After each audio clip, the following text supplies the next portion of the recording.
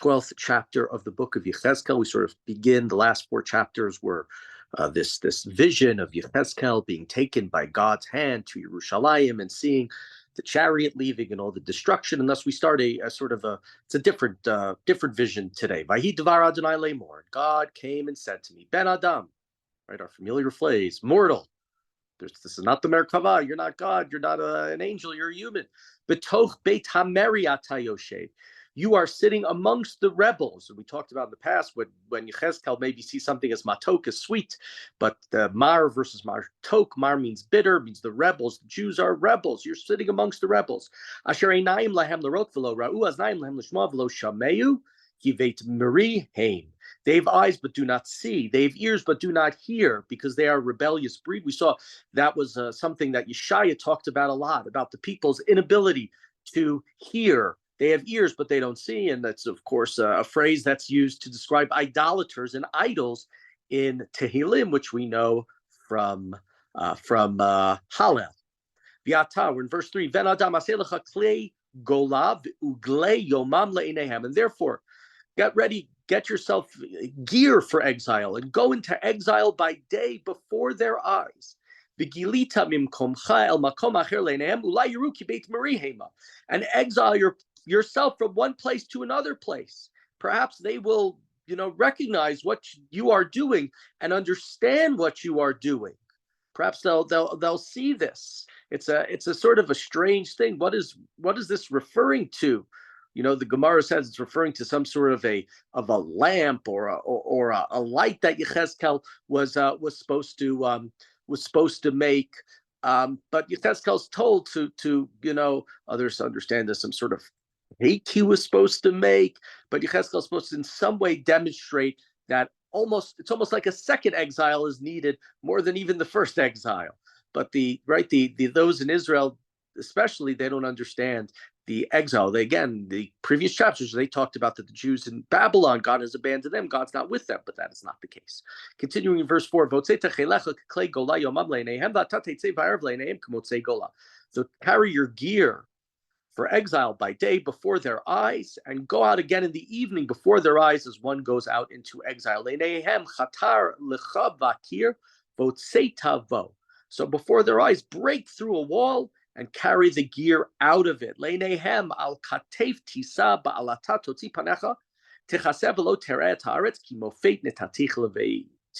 Before their very eyes, carried on your shoulder. Again, this cake or this lamp or whatever it is, take it out in the dark and cover your face that you may not see the land. For I make you a sort of like a warning or a sign for the house of Israel. And I did what God asked me. I took out my gear as God has commanded me. And I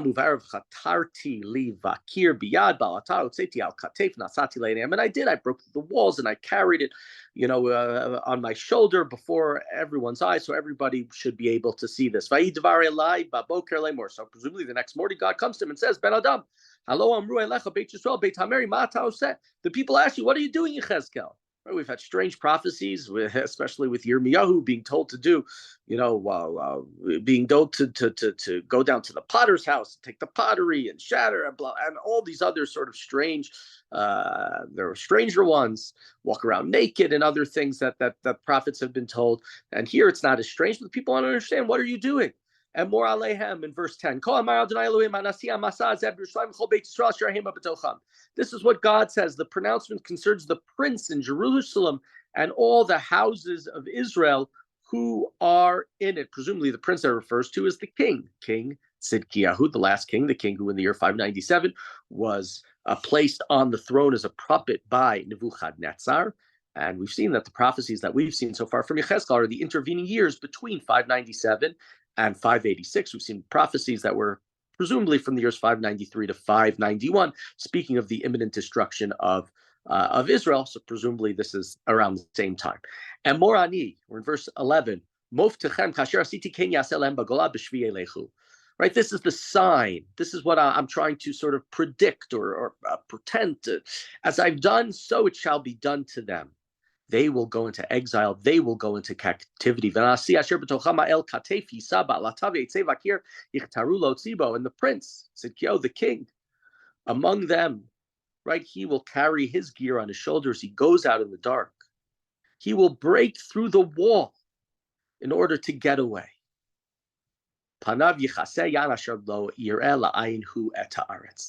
He will cover his face because he himself shall not see the land with his eyes. He will disappear and he will not see it. And we know what, of course, happens to Tzidkiyahu. It's described in the last chapter of the book of Yirmiyahu, and it's described in the last chapter of the book of Melachim, the same description, how his sons are killed in Rivla in front of him, and how his eyes then are plucked out. He is blinded. Ufarasti et rishti alav v'nitpas b'metzudati. I will spread my net over him, and he will be caught in my trap. Ve'eveti oto vavela eretz kastim v'ota lo yireh v'sham yamut. And I will bring him to the land of Babylon, but he shall not see it, right? Because he will be blinded. And there he shall die. You know, the sad ending, if you remember back to the last chapter of the book of Kings, last chapter of the book of Yirmiyahu, it is not Tzidkiyahu. It is Tzidkiyahu's predecessor, Yechoniah, Kenayahu, the different names that he's given of different versions of his name that he's given. It's like Sam and Sammy and Samson, different versions of the same name, that he is restored to a place of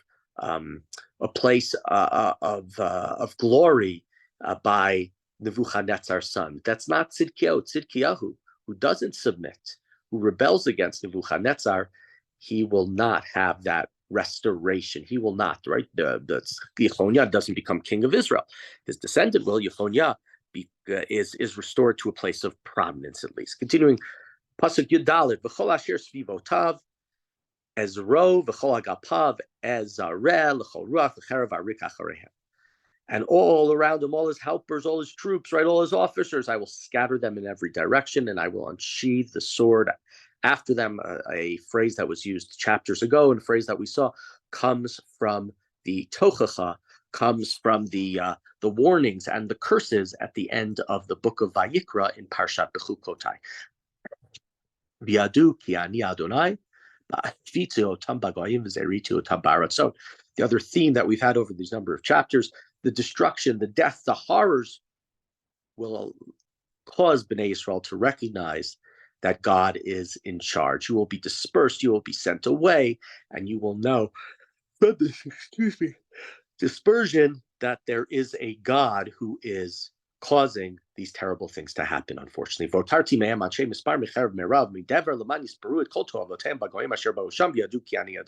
A few of them, a remnant, very few will be spared from the sword, from the famine, from the plague, the pestilence.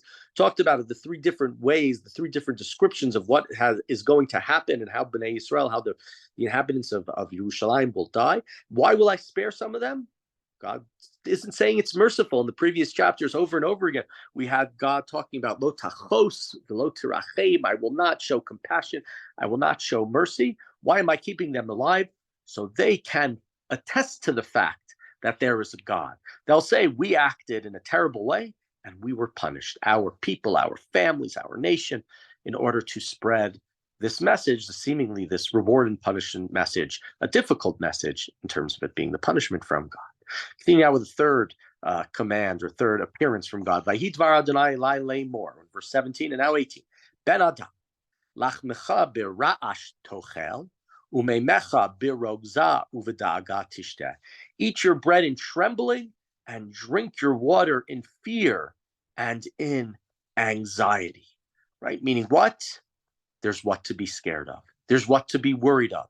Bad things are going to happen, which is, of course, what God has been telling Yechezkel for at least for us, for chapters, for a number of chapters. V'amartel am haaretz, kol amar Adonai Elohim liyoshvei Yerushalayim el admat Yisrael lachmam b'da'aga yochelu mehem b'shimamon yishtu leman teisham arza mimloa mechamas kol hayoshvim. And tell the people, this is what God says about those who are living in Yerushalayim. They will eat their bread in fear and drink their water in desolation, because their land will be desolate on account of the Hamas, the evil, the horrors, the lawlessness of all its inhabitants. And we saw in previous chapters, that was before the last chapter, 4-chapter prophecy from 8 to 11, where he's taken to Yerushalayim by God's hand. And the previous chapters talked about the 390 days for Yisrael and the 40 days for Yehuda, that Yechezkel was told to lie and to sort of not just witness but partake, and maybe and show as a sign the destruction of Jerusalem and of all of the other tribes, 2 kingdoms of Israel, and was told that he would be eating during that time a very small amount and drinking something like 2 liters a day, not 2 liters a day, like 2 cups a day, 16 ounces a day, very small amounts, because he was going to be like them. He was going to be demonstrating the suffering that was going to happen. So it continues to demonstrate that sort of idea here in verse 19. Pasuk Chaf, verse 20, V'harim hanoshavot techeravna, v'shimamatieh vidatem ki ani Adonai. The towns will be laid to waste, the land will be desolate, and you will know that I am God. Vayidavar Adonai lemor, and God says to me now a fourth, Ben Adam, maha mashal hazeh lachem al admat Yisrael lemor ya'archu hayamim va'avad kol chazon. Says, son of man, right, mortal, what is this proverb? What is this sort of this statement, this idea that you have in the land of Israel, that you say the days grow many and every vision, is lost. Every vision doesn't come, right? What does this whole thing mean? Lachein emor alehem. Say to them, Ko amar Adonai Elohim, hishbati et hamashal hazeh v'lo yimshlu oto od b'Yisrael. This parable, this proverb, this phrase, this idea, it won't be used anymore. It's not going to be something that's said. Kim daber aleim karvu ayamim udvar kol chazon. Say to them, the days draw near, the fulfillment of every vision. Right? The Jews are saying, yeah, it hasn't happened. Yerushalayim hasn't been destroyed. As it said in Yirmiyahu, the Jews say, Heichal Hashem, Heichal Hashem, Heichal Hashem. Right? God can't destroy, can't allow the altar of God to be destroyed. That's his home. He won't allow such a thing. So they're saying, yeah, we've heard the visions, we've heard the prophecies over and over again. We're still here. We're still alive. It's not something that we need to worry about. Tell them it's coming. Kilo od kol chazon shav umiksam falak b'toch b'nei Yisrael. There will no longer be any false visions. There will no longer be any comforting prophecies or comforting. I should say that kesem is like idolatry. It's like astrology or something. Those will not happen. V'ani Adonai adaber et asher adaber davar v'yaseh lo timashech od ki v'mechem beit hameri adaber davar v'asitivnu Adonai Elohim. Because what I have spoken, it's going to happen, and I'm not going to delay it anymore. You're rebellious, and I will fulfill these words that I have spoken.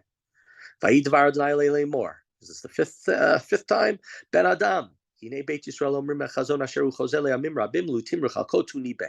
People are saying, the house of Israel is saying, the vision that's giving this destruction, it's not for now, it's in the distant future. We got another 50, we got another 100, we got another 200 years.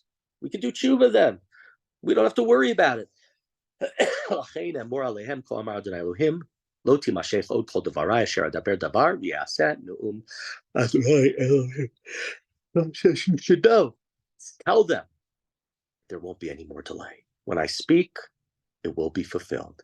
These are the words of the Master. These are the words of the everlasting of the Master of the universe of God. And here we have again a difficult chapter. We've talked about the first part of this book. The community in Bavel is going to remain alive. The community in Yerushalayim, as Yirmiyahu is predicting in Yerushalayim, is going to die, is going to perish. They have not repented. They have not submitted. Their destruction is imminent. And when it continues to demonstrate, and we have this from most of the prophets, despite the warnings, despite the constant warnings and threats and attempts at,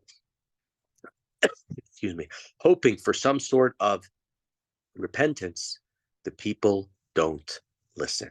They don't listen to that communication. And thus this chapter, and many ones that we've had before, calls about the destruction. Here, Yechezkel, it's not just the destruction, but after many years of Yeshaya speaking and Yirmiyahu speaking, and now early on in the career of Yechezkel, God is saying, it is imminent. It is happening. The sword, unfortunately, is coming to Jerusalem very, very soon.